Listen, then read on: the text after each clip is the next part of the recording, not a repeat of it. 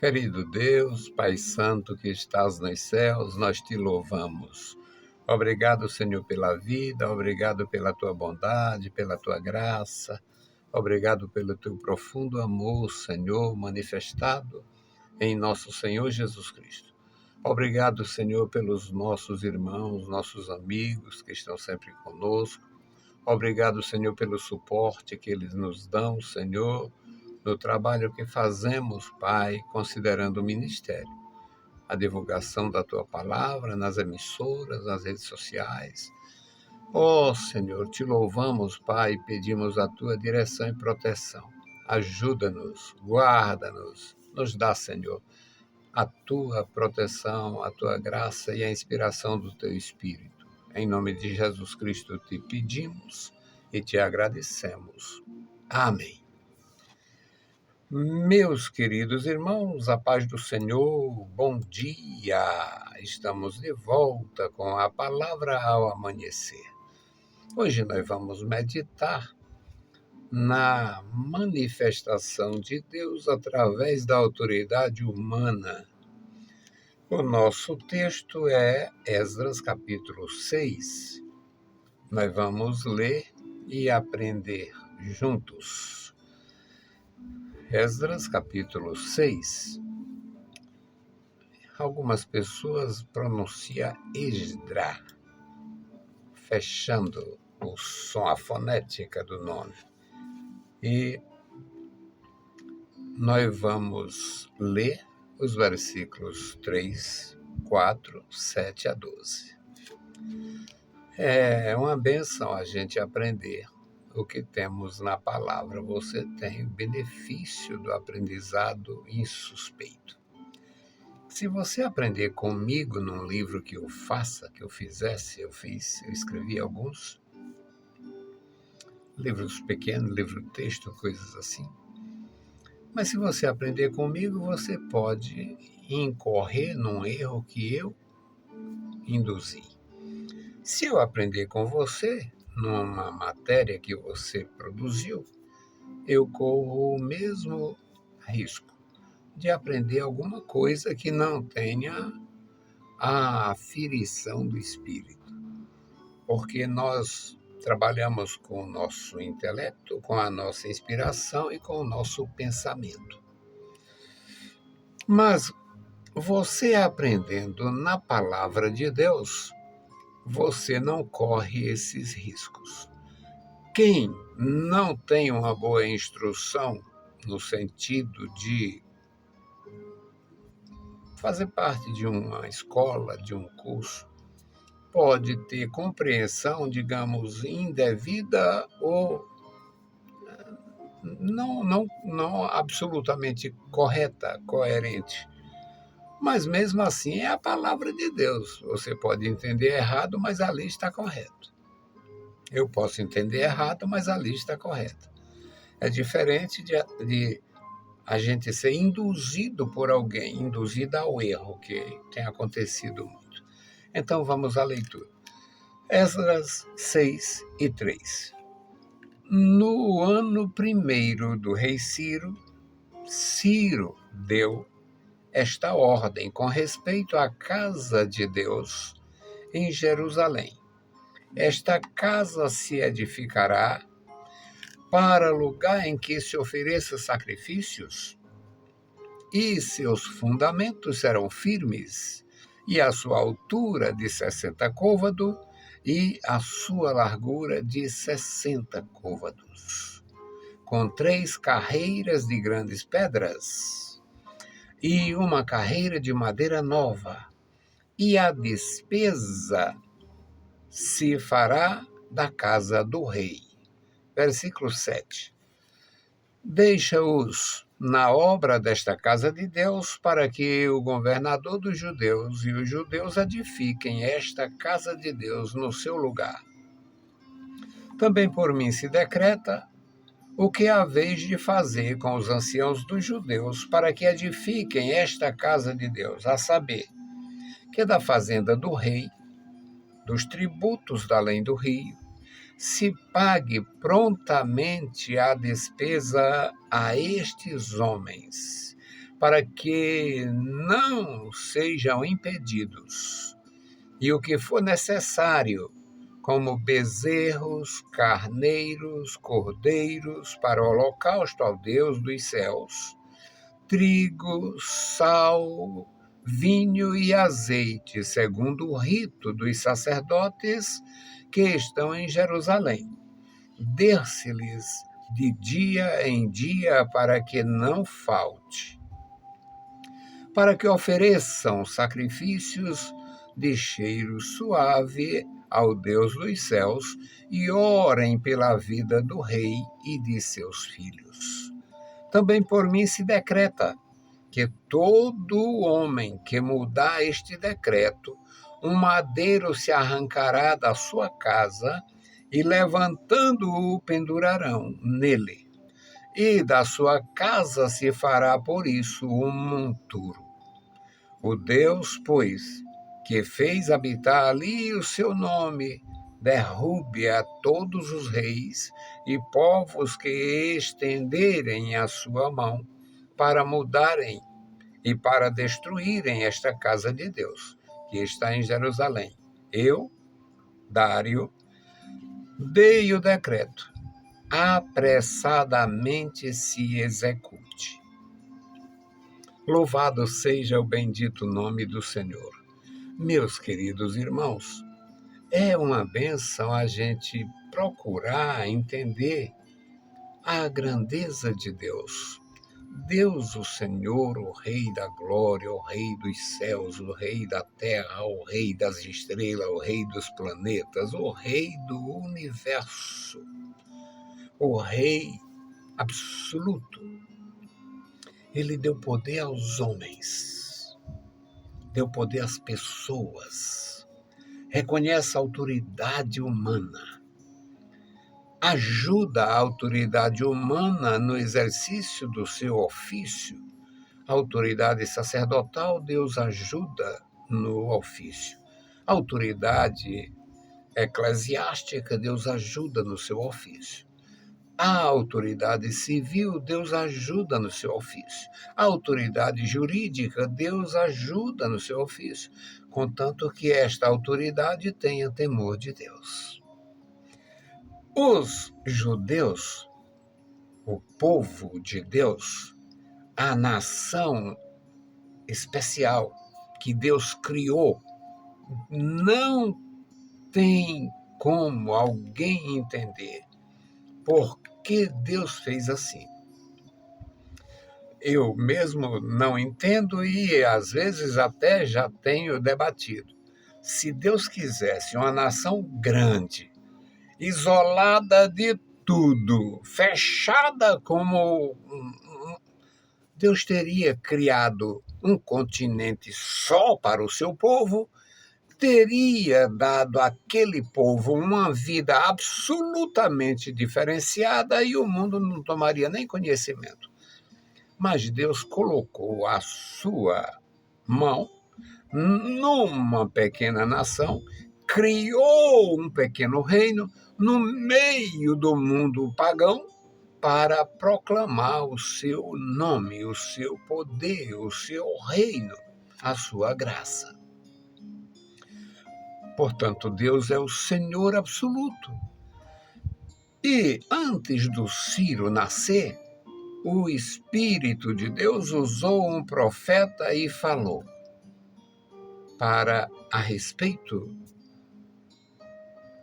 para Israel, para o povo de Israel, a respeito deste futuro libertador.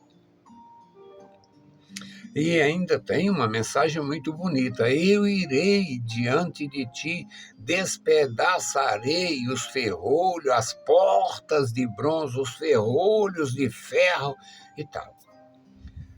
Algo grandioso demais para um sacerdote entender naquele tempo, para um outro rei entender naquela época, para o profeta mesmo que profetizou entender de quem Deus está falando. Além de tudo, um nome absolutamente desconhecido. Não existiu antes do Ciro, ninguém conhecia este nome Parece que é Koresh ou Korash em hebraico. Ninguém conhecia. Passa-se mais de 2 séculos, nasce o Ciro. O Ciro é preparado para reinar no seu pequeno reino, no seu pequeno país. Mas Deus tem esse projeto de grandeza para o Ciro, antevendo e por contemplação do seu povo. Então, é algo grandioso. Israel, nos seus defeitos, foi levado ao cativeiro. E Deus, como é perfeito, não deixaria de cumprir o seu plano, o seu papel, a sua promessa. Deus levanta o Ciro no final do cativeiro da Babilônia, portanto, 70 anos depois.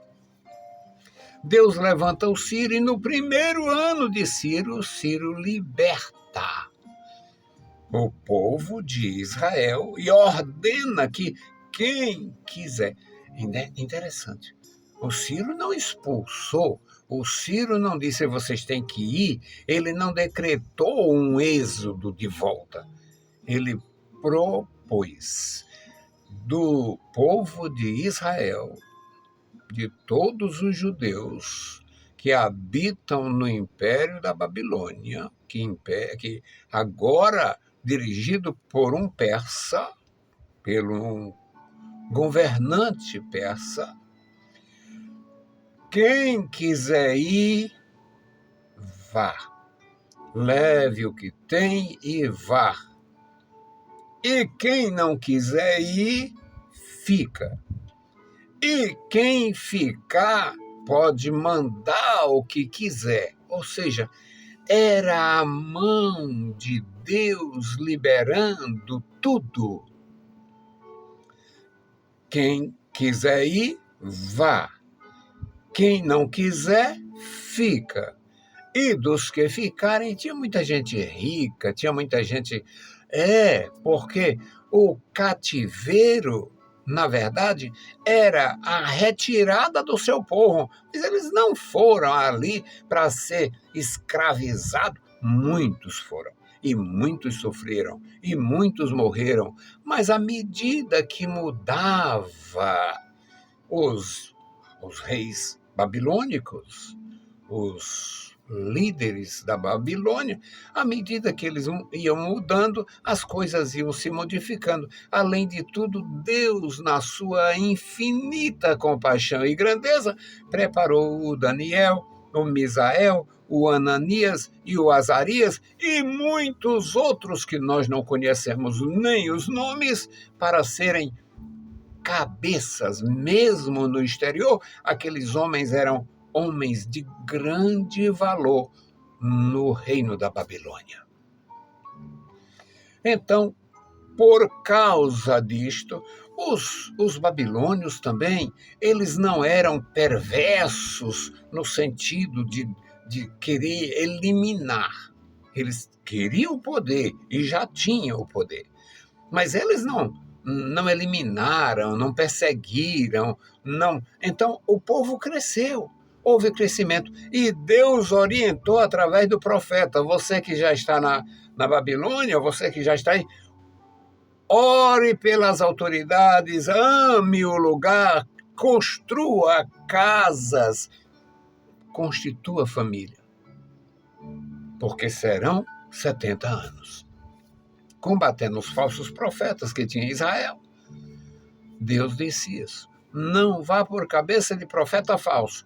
O cativeiro terá a duração de 70 anos. Então, zele pela Babilônia, zele pela cidade que vocês estão, zele pelas autoridades, zele pelo bem-estar. Ore. Aí era uma grandeza. E como eles haviam estado numa dificuldade, porque temiam a restauração de Israel, temiam a restauração dos judeus, quiseram interferir na construção. Mandaram a acusação, fizeram a acusação e tentaram de todas as formas impedir. mandaram a carta, um documento detratando, denunciando as autoridades dos judeus, e o rei manda esta mensagem. O rei Dário recebeu o documento, mandou certamente fazer uma busca, um apanhado nas crônicas, e manda isso aqui. No primeiro ano do rei Ciro, ele deu ordem a respeito desta casa de Deus, então não mexa com eles. Deixa eles edificarem a casa de Deus. E não é coisinha, não. É uma casa grande, firme, com 3 carreiras de pedras e uma carreira de madeira nova. Ou seja, eles certamente tinham um projeto muito bem feito. No versículo 7, o rei ainda diz: deixa esta obra funcionar. O governador dos judeus edificando a casa de Deus no seu lugar, e por mim se decreta. Aí, e os que foram denunciar os judeus tiveram uma bela surpresa. Agora, tentaram impedir a obra e foram responsabilizados para fornecer o que os judeus precisavam. Já pensou como é que Deus age? A mão divina e a mão humana. A autoridade de Deus, honrando a autoridade humana. A bênção do rei eterno, confirmada pelo monarca. Meus queridos irmãos, algo grandioso. Por mim se decreta o que é vez de fazer aos anciãos dos judeus, que edificam esta casa, a saber, que da fazenda do rei, tudo o que tem que vir para cá como tributo, toda a despesa destes homens serão pagas por nós. Entrega a eles o que for necessário, os bezerros, os cardeiros, os cordeiros para o holocausto, o trigo, o sal, o vinho e o azeite, segundo o rito, tudo que for necessário.